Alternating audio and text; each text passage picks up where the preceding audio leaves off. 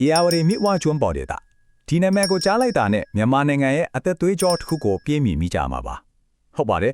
ဒီတစ်ခေါက်မှာတော့ဒီဒေတာဟာနိုင်ငံရဲ့ရှင်းတန်ရဲ့တီမှုအတွက်ဘလော့တောင်အရေးပါတယ်လဲဆိုတာကိုအတူတူလေ့လာကြည့်ကြပါစို့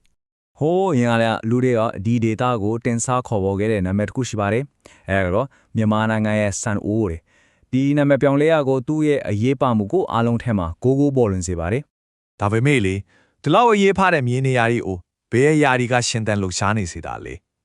ပိုအရေးကြီးတာပါမြင့်မောက်ခဲ့တဲ့ဖျားတွေကိုသူတကယ်ပဲကြံ့ကြံ့ခံနိုင်ပါမလားကဲဒီမေဟုံးရဲ့အဖြစ်ကိုအတူတူရှာကြည့်ကြရအောင်ပထမဆုံးအနေနဲ့ဒီဒေသဟာနိုင်ငံတော်ဘာကြောင့်ဒီလောက်တောင်အခြေခံကြနေရတယ်လဲဆိုတဲ့အချက်ကိုအရင်ဆုံးစပြီးလေ့လာကြည့်ကြတာပေါ့ ARD မြို့ကိုကျွန်းပေါ်ဒေသဆိုတာက ARD မြို့နဲ့သူ့ရဲ့မြလက်တပ်တွေကနေပေါင်းများစွာတဲဆောင်လာတဲ့နှုတ်မြေတွေနဲ့ဖြစ်ပေါ်လာတဲ့ကျေပြောလာတဲ့မြေနဲ့လွန်ပြင်ကြီးတစ်ခုပါပြောရင်ပေါ့တဘောဝတရားကစံစပေါစိုက်ဖို့အတွက်အကောင်းဆုံးပုံဖော်ပေးထားတဲ့နေရာတစ်ခုပေါ့အဲ့ဒီတော့ဒီမြဲနေကမှာစံစပါစိုက်ပျိုးထုတ်လုပ်မှုရဲ့အထူးရန်တရားကပါလေအထူးကတော့ထူးခြားတဲ့ယာဒီဥတုနှစ်ခုကိုအခြေခံလိစိုက်ပျိုးကြတာပါပဲဘလို့များလဲဆိုတာကိုဆက်ကြည့်အောင်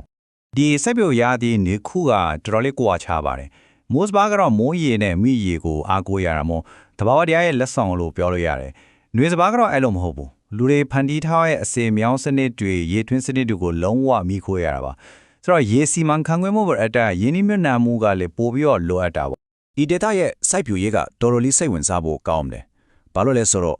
့ရိုးရအစင်းလာနဲ့ခေမီနိပညာတွေကြားမှာလာပပေါင်းဆက်နေလို့ပါပဲ။ပြုပင်လေးတွေကိုလက်နဲ့တပင်ချင်းကောက်ဆိုင်တဲ့ရိုးရနီလန်းကိုအခုထိတွေ့နေရတော့ပဲဒါပေမဲ့မြေပြုတ်ပင်းတဲ့အခါမှာတော့ထွန်ဆက်တယ်လို့စက်ကရတွေတုံးဆွဲမှုကလည်းတဖြည်းဖြည်းများလာနေပါပြီကဲလဲခွဲနေရနေခဏထွက်ပြီးပိုကျချက်ပြန်ပြန်လေးကြည့်လိုက်ကြအောင်ဒီစိုက်ပျိုးရေးကိုမိကုန်နေရတဲ့လူဖွဲ့ရှိရဲ့ကုငရဲ့ကြီးကဘလောက်တောင်ချေပြန်တယ်လဲဆိုတာကိုပေါ့ဆန်စပါစီးပွားရေးဆိုတာတောင်သူတွေချီးပဲ့ပြီးတော်လားမဟုတ်ဘူးနော်ဒီမှာကြည့်လိုက်ရင်သိနိုင်ပါတယ်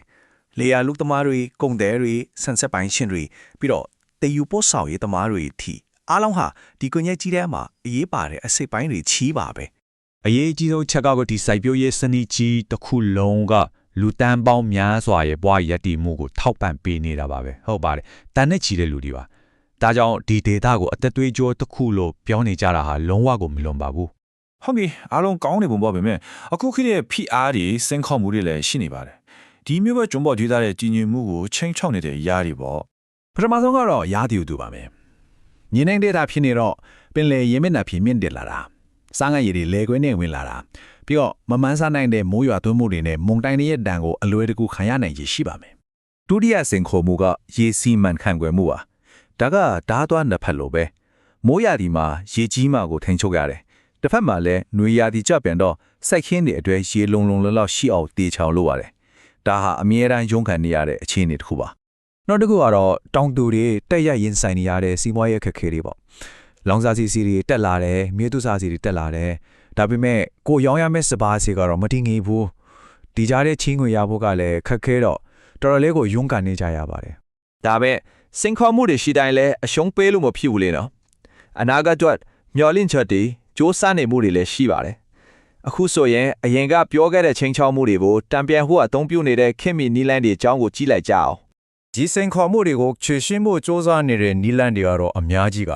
ပထမဆုံးကတော့ယာတီဥတုတန်းကိုခံနိုင်ရရှိတဲ့စပါးမျိုးတွေကိုထိထွင်စိုက်ပျိုးတာရေကိုပိုအောင်ကောင်းထိန်းချုပ်နိုင်ဖို့စေမြောင်းတွေရေထင်းတကားတွေကိုအစင်မြင့်နေတာပြီးတော့မြေစီလွာကိုရေရှည်တည်တံ့အောင်ကာကွယ်မဲ့စိုက်ပျိုးနည်းစနစ်တွေကိုအားပေးတာနောက်ဆုံးအနေနဲ့တောင်သူတွေရဲ့ဝင်ငွေတိုးစေဖို့ဈေးကွက်ချိတ်ဆက်မှုတွေကိုပိုကောင်းအောင်လုပ်ဆောင်နေတာတွေပဲဖြစ်ပါတယ်ကဲ